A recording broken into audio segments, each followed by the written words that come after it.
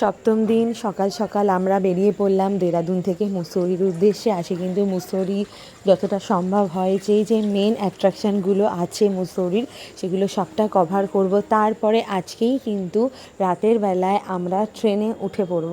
তো মুসৌরিতে ফার্স্টে কোথায় ঘুরতে গেলাম সেটাই তোমাদের সাথে শেয়ার করব। তো চলো যাওয়া যাক।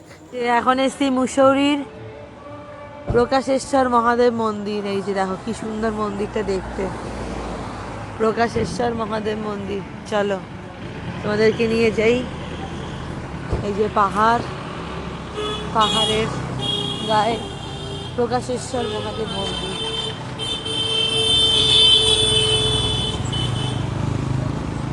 চলো, মন্দিরটা খুব সুন্দর। চলো, ভেতরে যদি ক্যামেরা অ্যালাউ থাকে তাহলে তোমাদেরকে দেখাতে পারবো, যদি অ্যালাউ না থাকে তাহলে দেখাতে পারবো না। চেষ্টা করব কি অবস্থা সেটা জানার। চলো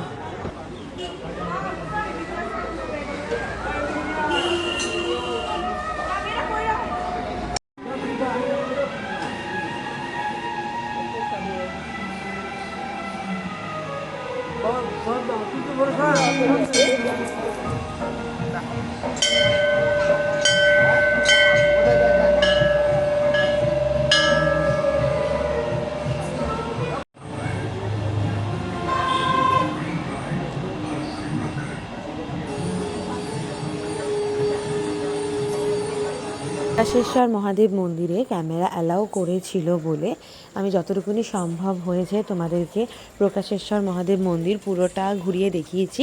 প্রকাশেশ্বর মহাদেবের মন্দিরটা যখন আমরা গুগলে দেখি আরও বেশি দেখতে সুন্দর লাগে, যেহেতু কাছ থেকে ফটো ভিডিও করা, সুতরাং একটা দৃশ্য, কিন্তু এটা যদি দূর থেকে ক্যাপচার করা হয় তাহলে আরও দেখতে বেশি ভালো লাগে। তো প্রকাশেশ্বর মহাদেব মন্দির তো আমাদের ঘোরা কমপ্লিট হয়ে গেছে। নেক্সট আমরা মুসৌরির আরেকটা অন্যতম অ্যাট্রাকশানে যাব, সেটা হচ্ছে ভাট্টা ফলস। তো ভাট্টা ফলসে গিয়ে সেটা কীরকম কী লাগে না লাগে সবটাই তোমাদের সাথে শেয়ার করব।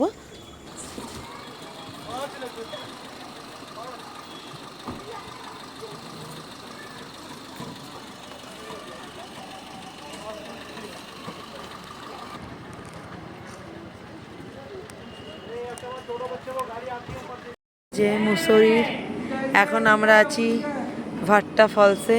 এই যে তাদেরকে জুম করে দেখা, এখানে আর নামবো না, এখানে জাস্ট নিচে নামতে হবে। এই যে রোপওয়ে আছে, রোপওয়ের ব্যবস্থা আছে, রোপওয়ে করে নিচে নামতে হবে। আর ওখানে একটা লেক মতন আছে, ওখানে বোটিং করতে হবে, ব্যাস আর কিছুই নেই। তো আর যাওয়ার দরকার নেই। এই যে এই পুরো জায়গাটার নামই হচ্ছে ভাট্টা ফলস।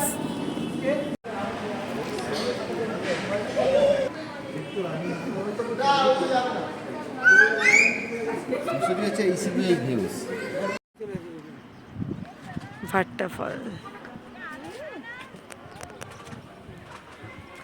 কি সুন্দর ভিউটা দেখো, খুব ভাট্টা ফল।